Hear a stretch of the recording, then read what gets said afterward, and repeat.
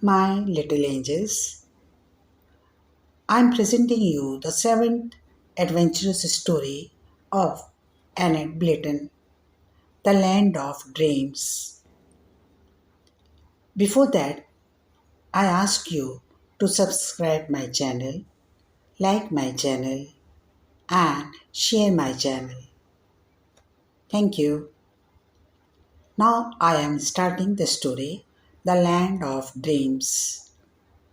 Molly, Peter, come quickly. The chair is growing its wings again, whispered Chinky, peeping in at the dining room window. The children were busy drawing and painting, but they at once put away their things and scampered down the garden to their playroom. Goody, cried Peter as he saw the red wings of the chair slowly flapping to and fro. Come on, everyone, where shall we go to this time? We will let the chair take us where it wants to, said Chinky, sitting on the top of the bag as usual. Off we go, and mind, you don't get worried if I fall off, Molly. Oh, I shan't worry anymore, laughed Molly. You can look after yourself, all right, Chinky. Off they went into the air.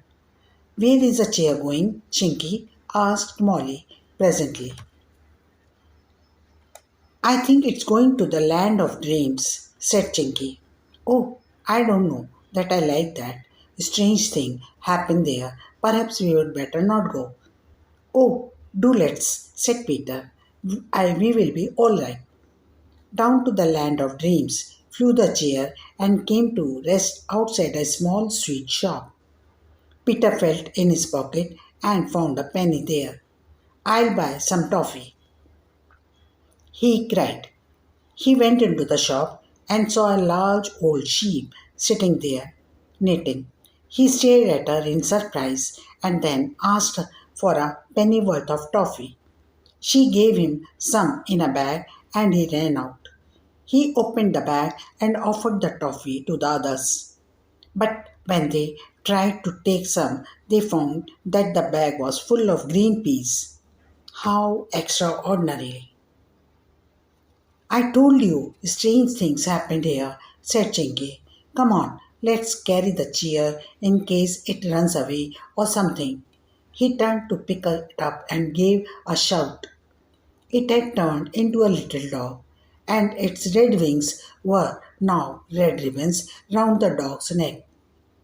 I say, look at that. What we are going to do now, said Chinky in dismay. They all stared at the dog, which wagged its tail hard. Suddenly there came an angry shout behind them. Spot, Spot, come here. The children turned and saw a clown running down the road, calling to the dog. Quick, we must run off with the dog before the clown gets it, said Chinky. It may change back into the chair again at any moment, and we can't let anyone else have it. He caught up the surprised dog, and the three of them raced down the street at top speed. Stop thief, shouted the clown and ran after them. He caught them up and took hold of Chinky. To the children's amazement, the clown then turned into a large fat policeman. I arrest you for stealing a dog, said the policeman solemnly. Chinky stared at him in despair, but Molly cried out loudly. What do you mean, policeman? We haven't any dog. And sure enough, the dog had changed into a yellow duck. There it was, under Chinky's arm, quaking away for all it was worth. The policeman stared at it, looked very blue, and in a trice had changed into blue motor van that turned itself down the street. I don't like this land, said Molly. Things are never the same 2 minutes running. Nor are they in dreams, said Chinky. You can't expect anything else here. I didn't want to come, you know. I say, won't one of you carry this duck? It's awfully heavy. He handed it to Peter, a great yellow bird. But even as Peter took it, something strange happened. The bird, beak, legs, and tail disappeared, and all that was left was a great pile of yellow stuff that slithered about in Peter's hands. Oh, he cried, it's cold, it's ice cream, I can't hold it. You must, shouted Chinky, and he and Molly did their best to hold the slippery mass together. But it was no good. It slithered to the ground and began to melt. There goes our chair, said Chinky sorrowfully. It looks as if we were here forever now. First it turned into a dog, then into a duck, and now into ice cream. This is a horrid adventure. They left the melting ice cream and went on down the street. Peter took out his bag of green peas and looked at them again. They had turned into tiny balloons, ready to be blown up. He gave one to Chinky and one to Molly. They began to blow them up. But oh dear, dear, dear, instead of blowing up the balloons, they blew themselves up. Yes, they really did.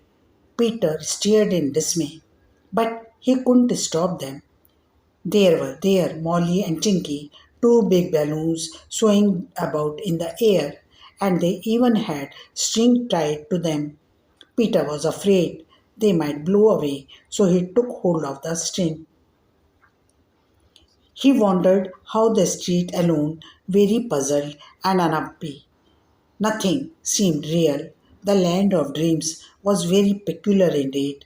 The two enormous balloons floated along behind him, and when he turned to look at them, what a shock he had. They were not in the least like Chinky and Molly anymore. One was green and one was blue, and even as Peter stared at them, the air began to escape from each balloon. They rapidly grew smaller and smaller and smaller, and soon they were just tiny lumps of colored rubber hanging from the string. Peter looked at them sadly. All that's left of Molly and Chinky, he thought unhappily. No wishing chair either, only me. Oh dear, oh dear. Whatever will be the end of this strange adventure? He put the balloons into his pocket and went on. He came to a large hall where a concert seemed to be going on. He slipped inside and sat down on a chair. He suddenly felt very tired indeed. He shut his eyes and yawned. The chair began to rock softly. Peter opened his eyes and saw that it had changed into a rocking horse. But things no longer astonished him in the land of dreams. It would be surprising if peculiar things didn't happen, not if they did. Soon he was fast asleep on the rocking horse. It rose up into the air and flew out of the door. Peter slept on. He didn't wake up until hours afterwards, and when at last he opened his eyes, what a surprise! He was in the playroom at home, lying on the rug by the window. He sat up at once and remembered everything. Sorrowfully, he put his hand into his pockets and pulled out the two air balloons. Molly and Chinky, said Peter sadly.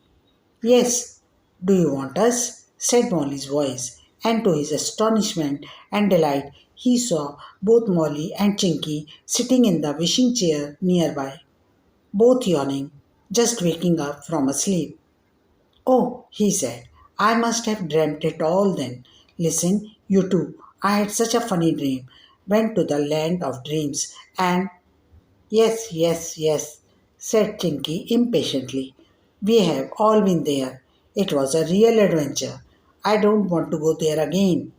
Oh, it was a horrid feeling, turning into a balloon. It was a good thing you put us into your pocket, Peter. Was it a real adventure then? Cried Peter in amazement. Yes, real as adventures ever are in the land of dreams, said Chinky. Now, what about some real toffee that won't turn into green peas or balloons? Get some tickle from your cook, Molly, and we'll make some. We deserve a treat after that horrid adventure. Now, my little ones, eighth adventure to enjoy the runaway chair. One morning, when the two children went down to their playroom to have a game with Chinky the pixie, they found him fast asleep. Wake up, cried Peter, rolling him over, but Chinky didn't wake up.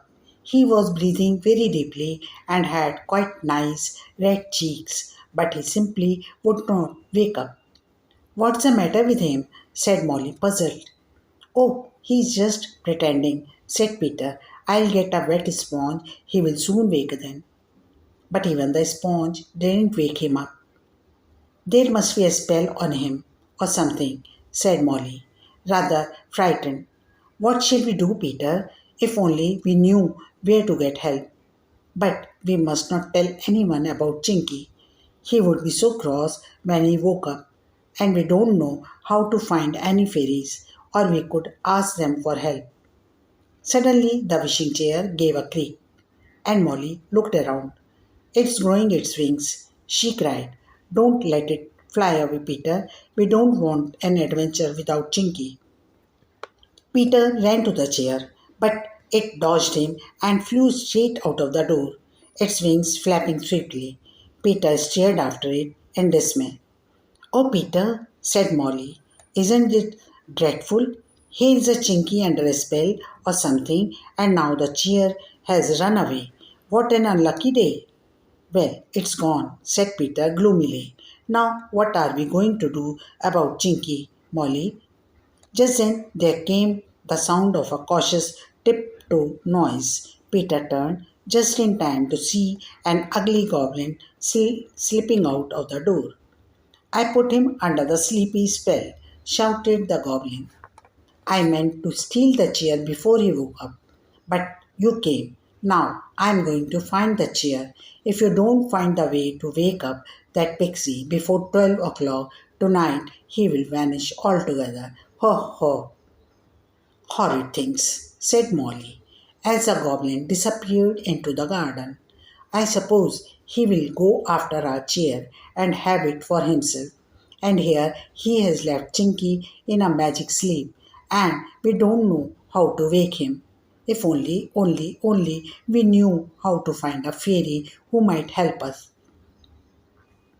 I'll go and call for one in the garden, said Peter. So he went out and called softly here and there, fairies, if you are there, come and help me. But he had no answer at all, and he went sadly back to the playroom, where Molly sat by the sleeping pixie. No good, said Peter. I didn't see a single fairy. I really don't know what we are to do. If only we had the chair, we could go off in it and find a fairy somewhere to help us, said Molly. But even that's gone and left us run away on the very day we needed its help. They went back to the house for dinner and for tea, and Mother exclaimed at their long faces. They were nearly told her about Chinky, but didn't like to, for they had solemnly promised the pixie never to mention his name to the grown ups. When it was their bedtime, Chinky was still asleep. Fancy, he hasn't had anything to eat all day, said Molly. Oh, Peter, do you really think he will disappear at midnight if we can't wake him up? We must wake him up, said Peter. So he got two drums and two trumpets, and he and Molly made as much noise as ever they could until Jane, the housemaid, was sent down the garden to stop them. But Chinky didn't even stir in his sleep. Then they poured cold water down his neck, but that only made him wet and didn't make him flicker so much as any eyelash. Then they found a hen's feather, set it alight, and let it smolder just under the pixie's nose. But the strong smell did not even make him turn away. He slept on peacefully. A bell rang in the distance. Oh dear, there's our bedtime bell, said Molly in dismay. Peter, I'm coming back to the playroom tonight. Somehow. There surely must be something we can do. We have tried everything, said Peter, and looked very miserable. In an hour's time, they were back again. In their dressing gowns, they had slipped out of bed, run out of the garden door, and gone to the playroom without being seen. Chinky was still fast asleep. Molly looked at the clock. 8:30. She said, "Oh dear." They tried to think of more ways to waken up the sleeping pixie, and Molly squeezed a sponge over his head with the icy cold water, and then with the hot water, but neither had any effect at all. The hands of the clock stole round, and at last it was only 10 minutes to midnight. The children were quite in despair. Suddenly, there came a curious sound of knocking at the door. It sounded more like kicking. Peter ran to it. Outside was their wishing chair, wet through, for it was raining. It had found the door shut and had kicked at it with one of its front legs. Sitting in it was a jolly faced groom with a silvery beard and an enormous nose, two pairs of spectacles, and a large umbrella to keep off the rain. "Who are you?" said Peter in surprise. "Oh, don't bother him with questions," said Molly anxiously. "He is a fairy of some sort. Perhaps he has come to make Chinky better." "Yes," said the groom, putting on a third pair of spectacles. "This chair knew where I lived, and I flew 133 miles to fetch me. I'm only just in time." "There are only 7 minutes till midnight," said Molly. "Do be quick." The little gnome doctor rolled up his sleeves, took a towel and a piece of soap from the air, and with them washed Chinky's face very carefully. Then he brushed the sleeping pixie's eyes with a peacock feather that he also took most conveniently from the air, and smeared them with a peculiar smelling yellow ointment. "Do hurry," said Molly. "It's almost midnight. That clock's going to strike." "It's 1 minute fast," said the doctor. He took a black ball from the air, opened it, put a blue powder inside it, struck a match, and put it to the black ball. At once there was a loud explosion, and the playroom rocked and shook. Smoke covered the room. It had a very pleasant smell. When it cleared, the two children saw to their delight that Chinky was sitting up, looking most astonished. "Who made that horrible noise?"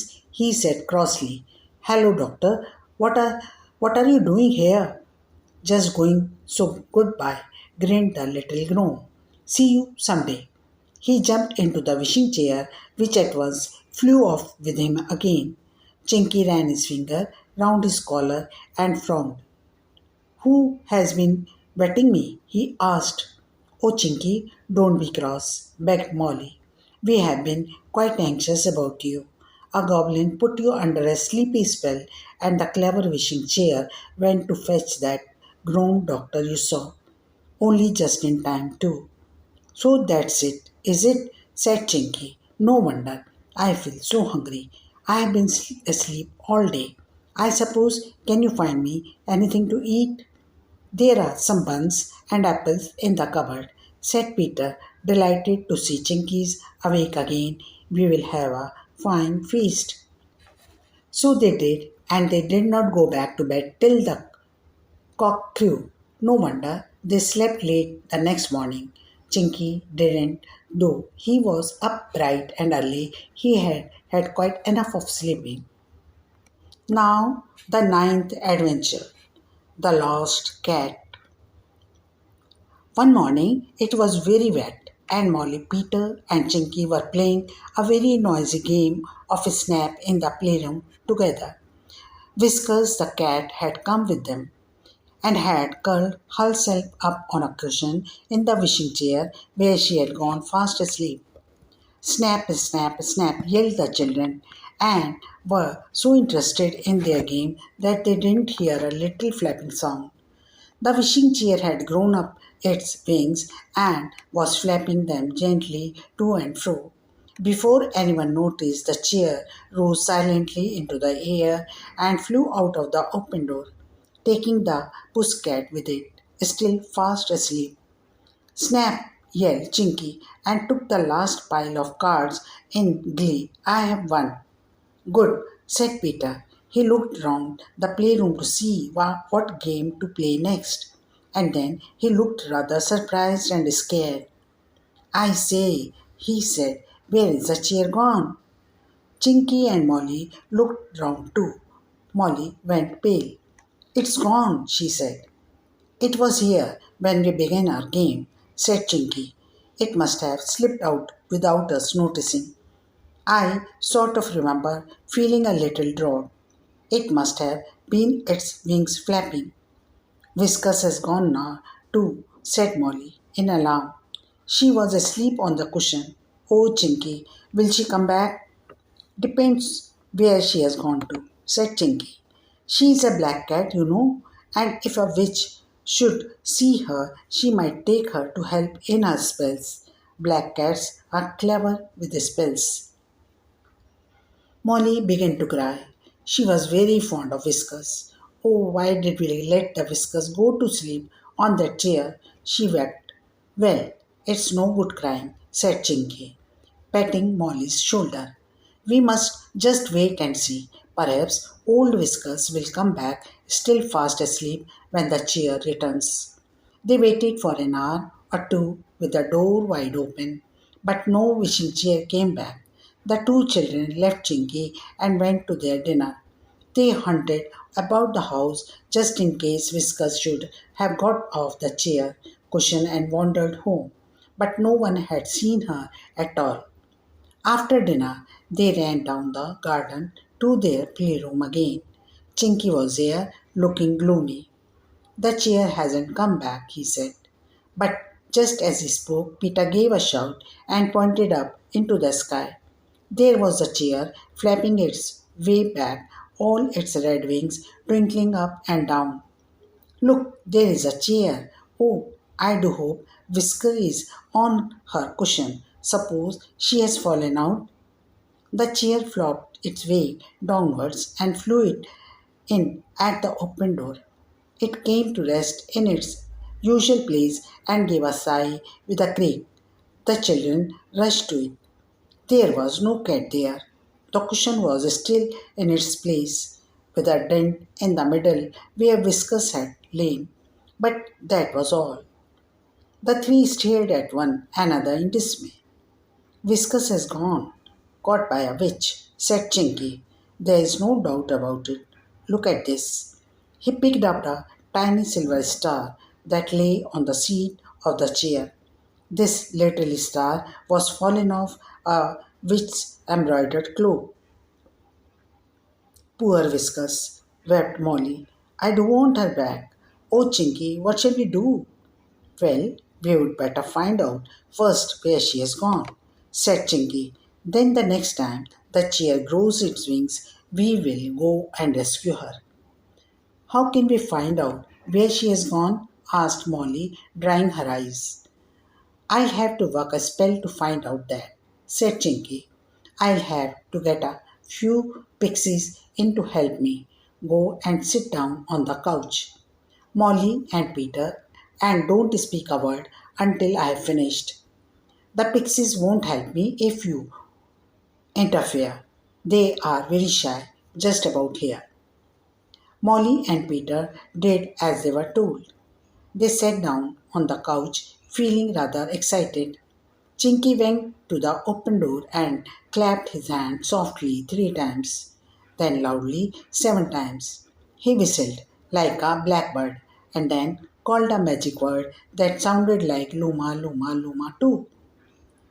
In a minute or two, 4 little pixies, a bit smaller than Chinky, who was himself a pixie, came running in at the door. They stopped when they saw the two children, but Chinky said they were his friends. They won't interfere, he said. I want to do a spell to find out where this wishing chair has just been to. Will you help me? The pixies twittered like swallows and nodded their heads. Chinky sat down in the wishing chair, holding in his hands a mirror that he had borrowed from Molly. The four little pixies joined hands and danced around the chair, first one way and then another, chanting a magic song that got higher and higher and quicker as they danced round in time to their singing. Chinky looked intently into the mirror and the children watched, wondering what he would see there. Suddenly, the four dancing pixies stopped their singing and fell to the floor, panting and crying. Now look and tell what you see, Chinky. Chinky stared into the mirror and then gave a shout. I see her. It is in the witch, Kiri Kiri. She has got whiskers. Here he is cooking her dinner for her. The two little children sprang up from the couch and hurried to look into the mirror that Chinky held. To their great amazement, instead of seeing their own faces, they saw a picture of Whiskers, the cat, staring in soup pot on a big stove, and behind her was an old witch clad in a long black cloak embroidered with silver stars and moons. See her, said Chinky, pointing. That's a witch, Kiri Kiri. I know where she lives. We'll go and rescue Whiskers this very night, even if we have to go on foot. The four little pixies twittered goodbye and ran out. The picture in the mirror faded away. The children and the pixie looked at one another. What a marvelous spell, said Molly. Oh, I did enjoy that, Chinky. Shall we really go and fetch Whiskers tonight? Yes, said Chinky. Come here at midnight, ready dressed. If the chair has grown its wings, we will go in it. If not, we'll take the underground train to the witch's house. Oh, said Molly, what an adventure! The children dressed themselves again after they had been to bed and slept. Molly had a little alarm clock and she set it for 11:45. So they awoke in good time for their adventure. Chinky was waiting for them. We can't go in the wishing chair, he said. It hasn't grown its wings again. I think it's asleep because it gave a tiny snore just now. How funny, said Molly. Oh, Chinky, I do feel excited. Come on, said the pixie. There is no time to lose if we want to catch the underground train. He led the children to a big tree at the bottom of the garden. He twisted a piece of the bark and a door slid open. There was a narrow stairway in the tree going downwards. Molly and Peter were so surprised to see it. Go down the stairs, Chinky said to them. I'll just shut the door behind us. They climbed down and came to a small passage. Chinky joined them and they went along it until they came to a big turn where a solemn grey rabbit sat holding a bundle of tickets. We want tickets for which Kirikiri's, said Chinky. The rabbit gave them three yellow tickets and led them through the turnstile. There was a little platform beyond with a railway, like running off it. Almost at once a train appeared out of the darkness. Its lamps gleamed like two eyes. There were no carriages, just open trucks with cushions in. The train was very crowded, and the children and Chinky found it difficult to get a seat. Gnomes, brownies, rabbits, moles, elves, and hedgehogs sat in the trucks, chattering and laughing. The two hedge dogs had a truck to themselves, for they were so prickly and that no one wanted to sit with them. The train set off with much clattering. It stopped at station after station and at last came to one labelled Kirikiri station. Chinky and the children got out. Kirikiri is such a rich and powerful witch that she has a station of her own, exclaimed Chinky. Now listen, this is my plan, children. It's no use us asking the witch for the whisker, our cat. She just won't let us have her, and it's no use trying to get her by magic. because the witch's magic is much stronger than mine. We must get her by a trick. What trick? Asked the children. We will creep into her little garden, said Chinky, and we'll make scrappy noises on the wall like mice. We will squeak like mice too, and the witch will hear us and send Whiskers out to catch the mice. Then we will get her, run back to the station, and catch the next train home. What a fine plan, said Peter. It's so simple too. It can't go wrong. Shh, said Chinky, pointing to a large house in the distance. That's Crickray's house. They had left the station behind and had come up into the open air again. The moonlight was bright enough to show them the road, and they could see everything very clearly indeed. They slipped inside the wicket gate. You go to that end of the house, and I'll go to the other, said Chinky. So Peter and Molly crept to one end and began to scratch against the wall with bits of stick. Whilst Chinky did the same, the other end. Then they squeaked as high as they could, exactly like mice. They heard a window being thrown up and saw the witch's head outlined against the lamp light. Mice again, she grumbled. Hi, Whiskers, come here. Catch them, catch them. Whiskers jumped down into the garden. The witch slammed down the window and drew the blind. Molly made a dash for the big black cat and lifted her into her arms. Whiskers purred 19 to the dozen and rubbed her soft head against Molly's hand. Chinky and Peter came up in delight. The plan worked beautifully, said Peter. Come on, let's go to the station. And then a most unfortunate thing happened. Peter fell over a bush and came down with a clatter on the path. At once the window flew open again and Kirikiri looked out. She shouted a very magic word and slammed the window down again. Oh dear, oh dear, oh dear, groaned Chinky at once. What's the matter? Asked Molly, scared. She has put a spell round the garden, said the pixie. We can't get out. She will find us here in the morning. Can't get out, said Peter, going to the gates. What nonsense! I'm going anyway. But although he opened the gate, he couldn't walk out. It was as if there was an invisible wall all around the garden. The children couldn't get out anywhere.